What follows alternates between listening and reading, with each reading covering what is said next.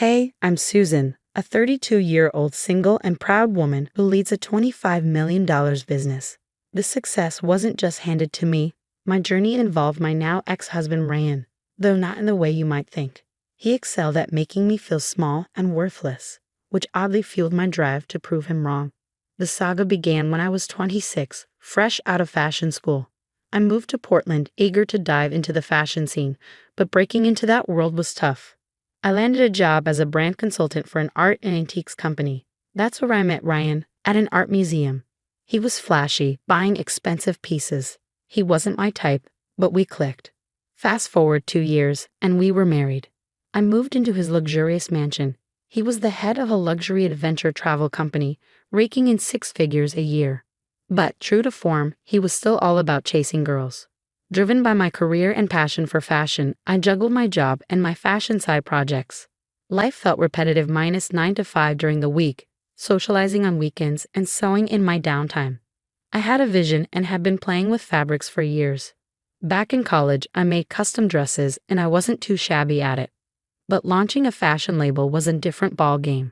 I had some savings, but I needed more to take my brand to the big leagues, so I asked Ryan for help.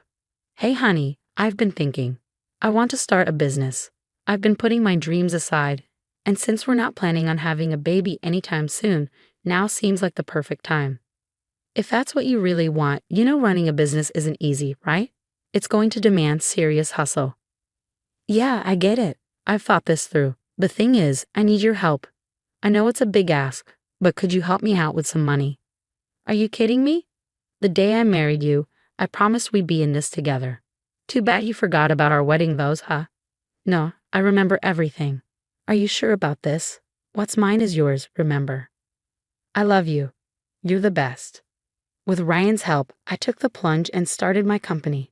Those first few months were hectic and overwhelming. The workload was intense, but I powered through, working day and night, even on weekends. Months passed, and things between Ryan and me began to fall apart. Our jobs consumed us, leaving little time for each other. We barely talked, and having dinner together became a rare feat. I brushed it off, thinking once the company found its rhythm, I could balance things better. But life had other plans. The company wasn't doing great. We invested heavily in top-tier materials and the best designers, but buyers just weren't showing up. I couldn't figure out what went wrong. Maybe the marketing wasn't clicking. My confidence plummeted, and I felt like I'd made a colossal mistake. I needed a breather. Ryan suggested throwing a dinner party to reconnect with friends. It had been a while since we socialized outside of work, so I agreed. We invited 2 couples we were close to, Daniel and his wife Margaret, and Logan and his wife Ariella. Since none of us had the time or energy to cook, we ordered from a steakhouse. I did manage to whip up some brownies for dessert. As our guests arrived, the conversation flowed, and I started to relax. It felt like a mini vacation from all the stress, just catching up with good friends. Hey, before we begin, I just want to say thanks for hosting us, Susan. You're the reason we're having this dinner, to celebrate your success. Oh, thanks, guys. I'm lucky to have friends like you. You've come a long way, Susan. Cheers to your amazing business journey. Absolutely. Hey, Ryan, how about that bottle of Dom Perignon we got? Let's pop it open to mark the occasion. Of course, let's make it fancy. You guys know how to turn any gathering into a celebration. That's how we roll. Here we go, the good stuff. To friendship, success, and the little moments that make life special. Cheers. All right, let's dig in. Everyone, help yourselves. Wow, Susan, you've really created something amazing with your creativity. I saw some pieces lying around in the back, Logan commented. Thanks, Logan. It's been a wild ride. I replied, feeling a mix of pride and exhaustion. Seriously, you're like a business guru now, he continued. I wouldn't go that far, but I'm trying my best, I said, smiling modestly. You've got that drive, Susan. It's going to pay off soon, Margaret chimed in. Guys, Susan's whole business venture sounds brave and all. But in reality, running a company takes more than just passion. We've invested so much money in this business, but let's be honest, it's a money-losing machine. Ryan interjected harshly. Dude, that's harsh, Daniel replied, trying to lighten the mood. Just being real here. If you gave me that kind of cash, I could have done wonders, Ryan shot back. Ryan, seriously. Margaret said, looking incredulous. Hey, Susan, not everyone's cut out for the business grind. Honestly, I was a fool to think you could handle this alone. Maybe you should have just stuck to making those dresses that look like grandma gowns, huh? All right, enough business talk, guys. Remember the epic road trip we took a while back, when the GPS decided to give us a scenic detour through Nowhereville? Logan said, attempting to shift the conversation. Oh man, that was something. I was half expecting dinosaurs to show up and turn it into an adventure flick, Daniel added, laughing. Despite the attempt to change the subject, the atmosphere had become awkward. I sat there in disbelief, wondering if Ryan seriously meant what he said. Something had been off between us for a long time, but I didn't realize it had gotten to this point. The tension between us was palpable throughout the rest of the meal. After the party wrapped up and everyone left, I quickly showered and headed to bed, determined to talk to Ryan. Hey, can we talk about what went down at dinner tonight? I asked as I climbed into bed. Susan, seriously. I'm wiped out, Ryan replied, avoiding eye contact. Is that really how you feel? You think my company is just a joke? I pressed. Babe, I had a bit too much to drink earlier. Logan egged me on to chug 3 beers while you were hanging with the ladies, he said dismissively. Ryan, this is serious. Who are we? We barely talk or connect anymore. I need some honesty here, I insisted. You want honesty? Fine. Your company's tanking big time. It's the worst investment ever. Remember that time I splurged on that crazy expensive vintage golf club? Yeah, this beats it in the dumb department. Honestly, you're not cut out for it, he said bluntly. I'm struggling to believe this. You were so supportive when I shared my business idea, I said, feeling hurt. As your husband, I couldn't exactly shoot down your dreams. Sometimes, yeah, I faked it. You can get a bit dramatic, and honestly, if I'd been completely honest, I thought you might hold it against me forever, he admitted. Wait, so you never told me that? You just put it out there now? I asked, feeling betrayed. Think about it. You did end up getting what you wanted, didn't you? When we crossed paths at the museum, you were all in work mode, setting up the show. But instead of sticking to the tasks, you managed to bag a dude like me, who's pulling in 6 figures. He continued arrogantly. So you genuinely think I married you just for the money? I asked, stunned. Let's be real for a second. You were stuck in that underpaid job until I invested in your company. You were and are nothing without me. I had other options, girls doing better than you, but I picked you. Instead of complaining, maybe show some thanks, he said coldly. You know what, Ryan? Maybe we should take a break, I said, feeling devastated and hurt. Ryan was supposed to be my biggest fan, but instead he acted like he was the one who made me. I started questioning the man I married. Taking a break seemed like the smart move to clear our heads. Ryan always had a huge ego, evident in how he talked to our family and friends, but treating me the same way was a shocker. So I packed my stuff and crashed at my sister Megan's place for a bit. She had her own spot and needed a roommate, so I just moved in. Some of my work was done at home, not just at the office we rented for the company, so I ended up hauling a ton of stuff over to Megan's place too. Throughout all this drama, Ryan didn't say a peep to me. It was like a silent standoff, or something. Setting up shop at Megan's and sorting stuff out was kind of confusing that first week, but you know what they say. Things sometimes happen for a reason. I dove deep into work, grinding day and night. No man in the picture meant I had plenty of time to hustle. Megan hooked me up with some folks who introduced me to more folks, and my network started expanding. I rethought my whole company strategy and decided to hit reset. Ryan had totally underestimated me. With the right support, a positive mindset, and encouragement, my company took off. The demand for my clothes shot through the roof. Everyone wanted my designs, and social media influencers were all about repping my brand. I was on cloud 9. The truth was, Ryan had been trying to get in touch with me after I moved out. He was calling me nearly every day, but I was ignoring his calls. I thought it might be time to sort things out, so I planned to swing by our house to grab my stuff and maybe, just maybe, patch things up with Ryan and consider moving back in. I got to the house, but Ryan wasn't there. I went into my old office first, gathered my things, and then figured I'd leave Ryan a voicemail.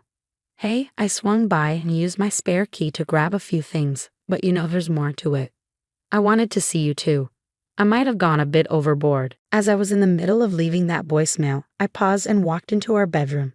My jaw practically hit the floor. There were women's clothes all over the bed. A silk black robe, a couple of dresses, and even makeup scattered on the dresser. It hit me like a truck.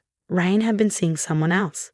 He was involved with someone while still married to me, and to top it off, he brought her into our sacred bedroom. I snooped around a bit, hoping for a legitimate explanation, but deep down I knew better. The truth was staring me in the face. I dug through the closet and found a straight-up collection of another woman's stuff. Bags, bling, shoes, you name it. I took the long route home, needing time to process everything. When I finally got back, I broke down in front of Megan. "Hey, why the tears?" "Did things not go well with Ryan?" Megan asked, concerned. "My life with Ryan is done, Meg." "No, what happened? Did he say something?" "It's cool, we can talk to him and sort things out." "It's not about what he said, Meg. It's about what I saw." I walked into our bedroom expecting just to grab my stuff, and what do I see? Another woman's clothes are everywhere. "Wait a second, are you saying he's been messing around with someone else? Like cheating?" "Yep, you got it. And not just anyone else, Meg. He brought her into our bedroom, our freaking personal sanctuary. Can you believe that?" "Oh, Sue, I'm speechless. That's like a whole new level of mess. I'm so damn sorry you're going through this. Honestly, Meg, I'm not sure if I'll ever be okay again. I mean, here I was second-guessing my decision to take a break from him, thinking I was overreacting, and then I walk in and..." "Sue, listen to me. You're so strong, and you deserve way better than this. We'll get through this mess together, step by step. Look, you've got that big fashion event coming up. Promise me you'll focus on that, okay? Don't let this mess with your head." "You know what, Meg? There's just one step I need to take. I'm calling my lawyer tomorrow to get that divorce ball rolling. The next time I'm facing Ryan is when I'm handing him those damn papers. I just can't find the words to say to him. The disgust is too real." "Are you sure about this? I mean, maybe you're rushing into it," Megan asked, her concern evident. "Nope, Meg, I'm sure. He had the nerve to diss me and act like some hero for choosing me over better girls. But cheating and fooling around with someone else? Sorry, that's a deal breaker for me. Whatever you decide, I've got your back. Your call, your life. I'm in your corner all the way." I stuck to my word and called my lawyer, putting the whole divorce process in motion. Meanwhile, I had a massive marketing event for my company coming up. Big shots and major names were going to be there, so I had to keep my head in the game. And trust me, my company was in full bloom. Not to boast, but let's just say I made some pretty lavish purchases for myself. Anyway, I made sure to invite all my friends to the event. The big day came, and famous faces, social media stars, and just regular peeps like my friends were all in the mix. I was running around, making sure everyone was having a blast. Then the security guys pulled me aside and told me there was this drunken dude at the entrance causing a ruckus. His name was Ryan. I was fuming. He must have gotten wind of this through our mutual friends. I made my way to the entrance. "Seriously, Ryan, is this who you've turned into?" "I could ask you the same thing," he slurred. "Just go, Ryan. There's no room for you here. And what about you? Look at this whole spectacle you've created. What exactly are you trying to prove? Ryan, can we just..." "You thought throwing a party and gathering people would magically make you important and successful. You're a screw-up. This is a screw-up. Let's not do this now, okay? We can talk tomorrow." "Sure, go ahead and do what you're great at. Find another rich guy in there and bleed him dry, you vampire." I reached my limit and finally had enough. I made sure he got escorted out. The whole night was ruined for me. My mood hit rock bottom. I decided to keep the incident to myself. I didn't want to spoil anyone else's time. By then, I had grown so much stronger and knew what I had to do. The very next day, I sent him a hefty check, just to prove a point and deflate that massive ego of his. He tried calling me for days afterward, but I gave him radio silence. Finally, the divorce papers came through. I decided to give them to him face to face. And let me tell you, it was not just one paper I wanted to hand over, it was two. He had spent ages tearing me down, making me feel like I was worth nothing. He wrecked our marriage and even succeeded in raining on my parade during my big day. That was the tipping point for me. No more humility, no more pitying him. Sometimes you've got to show your true self and stand up to these self-absorbed types. I headed over to our place, knocked on the door, and Ryan answered. We stepped inside. Honey, I'm sorry for everything. You know what started as a joke and got out of hand. Yeah, we had our differences, but enough, Ryan. You think you're innocent in all of this? I know the truth. What do you mean? You've been cheating on me while I was away, and I don't even know. Did this happen before I moved out too? Is this why you kept saying you weren't ready for a baby? Who told you that? Who snitched on me? Wow, I can't believe this. What's wrong? You know what? I don't even want to know. Our marriage has been a complete train wreck. You weren't here and things got messed up, but what we have is real. Real? Ryan, you don't respect me. You don't love me. You just care about yourself. Is that what you think marriage is? I didn't even cash the check you sent me. I want us to be together. Let's move past this. You know what? You should cash it in. It's just money, and honestly, it means nothing to me. But you made such a fuss about it all these years. Come on, Susan, just let it go. What's your deal? I'll tell you what my deal is. I have two things for you. Check this out. What's this? Divorce papers. It's time to put an end to this mess. Wow, so you're really leaving me? You think you can just walk out like this? Ryan, it's not about thinking I can. It's about knowing I need to. Come on, Susan, you're not seriously doing this, are you? We've been through so much. Hold up, what's this? Oh, just a little something I thought you might find interesting. My balance sheet for the $25 million business you thought was a joke. Wait a minute, you're telling me this is your business? Ding, ding, ding, you got it, Ryan. The same business you called a money-losing machine. But how the heck did you? Oh well, that's the thing. While you were busy doubting me, I was hustling behind the scenes, making strategic moves and building my empire. Surprise? No way. This is insane. You did all of this without me. Yep, without you. Turns out I don't need someone dragging me down with their negativity. I can't believe it. You've outdone yourself. Funny how success looks good on me, huh? Ryan was seriously shaken. I'd never seen him so speechless in my life. His whole Mr. Know-It-All vibe was gone. He seemed like he'd swallowed a lemon or something. With the divorce papers signed, I finally felt a sense of relief. I am officially single and ready to take on the world, starting with New York, the fashion epicenter, next month. The word on the street is that Ryan has turned our old place into some kind of bachelor hangout. Apparently, he's constantly moping around, wallowing in his own regrets. Meanwhile, I'm out here totally owning the success game. It's like this constant high of proving him dead wrong. There's no need for someone else to define my worth. I've got that covered, thanks.